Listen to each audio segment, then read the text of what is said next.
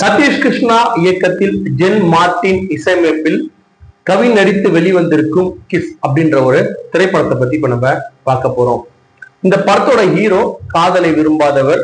பல ஹீரோக்கள் இப்ப இருக்கிற பல ஹீரோக்கள் எப்படி இன்ட்ரோடியூஸ் ஆகிறாங்கன்னா காதலை விரும்பாத ஒரு ஹீரோ. ஆனா அவர் என்ன பண்ணும், காலம் வந்து அவர் காதலுடைய வலியை ஏற்படுத்தக்கூடிய ஒரு விஷயத்தை ஏற்படுத்தும். இதான் இப்ப இருக்கிற லேட்டஸ்ட் காதல் படங்கள்ல வர ஹீரோவோட வேலை. அதே மாதிரி ஹீரோவை தான் இதுலயும் கவி நடிச்சிருக்கிறாரு.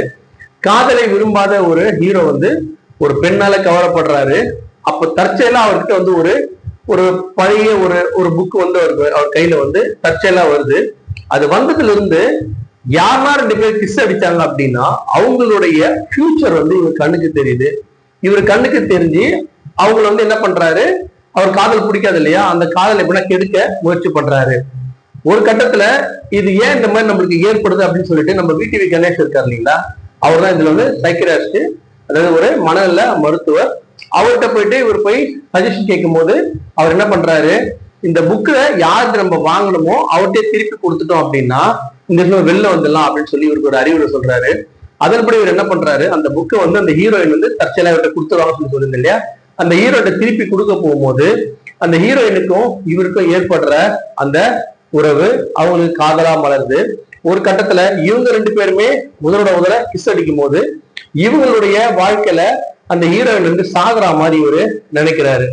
இந்த படத்தோட இறுதியில அந்த பொண்ணு செத்துதா சாகலையா, இவர் காப்பாத்திட்டாரா, இவரோட முன்கதை என்ன, இதை பற்றிய ஒரு கதை தான் இந்த கிஸ் திரைப்படம். இந்த படத்தினுடைய முதல் பாசிட்டிவ் வந்து ஹீரோ கவின். எல்லா ஃப்ரேம்லயுமே வந்து அவ்வளவு அழகா இருக்காரு. இப்ப இருக்கிற தமிழ் சினிமாவில் இருக்கிற ஹீரோக்கள் வந்து நம்ம ஒரு 2 மணி நேரம், 2-2.5 மணி நேரம் ஒருத்தருடைய அந்த அழகை பார்க்கணும். அப்பெல்லாம் பாத்தீங்கன்னா அஜித் சாருடைய, அரவிந்த் சாமி, அந்த மாதிரி பல நடிகர்கள் வந்து நம்ம ஸ்கிரீன்ல பார்க்கும்போது பாத்தீங்கன்னா அவ்வளவு அழகா இருப்பாங்க. ஸ்கிரீன் ஃபுல்லா அவங்களுடைய அது போயிட்டே இருக்கும். 2-2.5 மணி நேரம் வந்து அவங்களே பார்த்துட்டு இருக்கலாம். அந்த அளவுக்கு வந்து அப்ப இருந்த படங்கள் வந்து இருந்தது. இப்ப அதுக்கடுத்து பாத்தீங்கன்னா நம்ம சூர்யா, அது மாதிரி பிரசாந்த், அந்த மாதிரி பல நடிகர்கள் வந்து போன செட்ல இருந்தாங்க.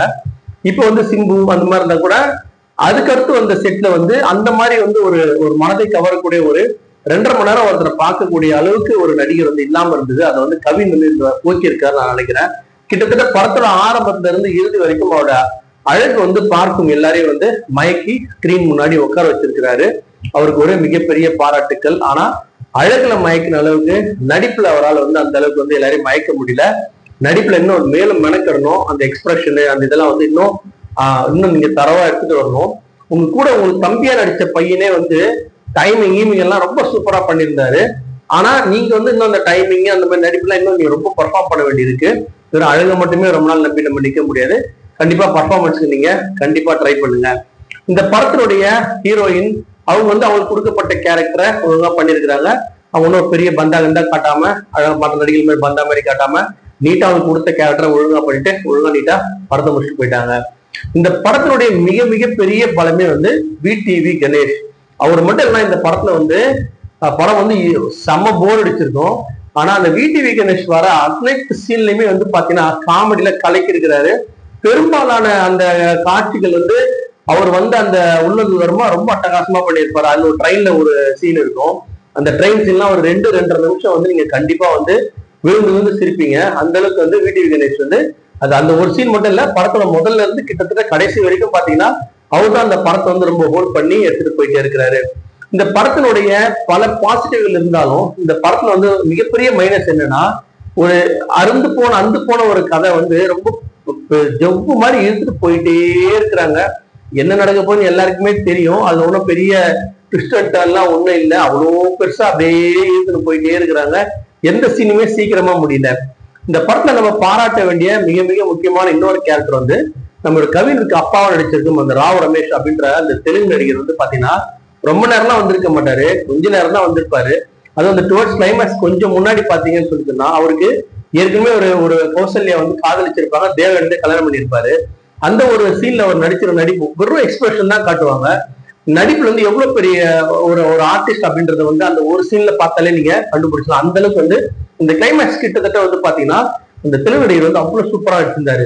RJ விஜய் வந்து இதுல வந்து ஃப்ரெண்டா பண்ணியிருக்காரு. அங்கங்க ஒரு சில காட்சிகள் வந்து நம்மளுக்கு வந்து கொஞ்சம் காமெடியை நம்மளுக்கு உண்டாக்கி தர்றாரு. மற்றபடி அவரோட பர்ஃபார்மன்ஸ் வந்து காமெடி வைஸ் பாத்தீங்கன்னா அங்கே கொஞ்சம் கொஞ்சம் பரவலமா இருந்தது. படத்துல பிரபுவும் இருக்காரு. பிரபு வந்து ஒரு பழைய கால எழுத்துக்களை ஆராய்ச்சி பண்ணும் ஒரு தஞ்சாவூர்ல சேர்ந்த ஒரு ஆர்டிஸ்டா காட்டுறாங்க. அவரும் ஒரு சில சீன்கள் வந்து அங்கங்க படத்தினுடைய ஸ்பீடு கொஞ்சம் கொஞ்சம் உதவி செய்யறாரு. படத்தை பொறுத்த வரைக்கும் பாத்தீங்கன்னா இயக்குனர் எப்பவுமே இந்த படத்துக்கு எப்பவுமே முக்கியம் சொல்லுவோம். இயக்குனர் வந்து ஒரு நல்ல கதையை தேர்ந்தெடுக்கிறாரு. நல்ல கதையை தேர்ந்தெடுத்தா இன்னும் கிறிஸ்பா சொல்லியிருக்கலாம்.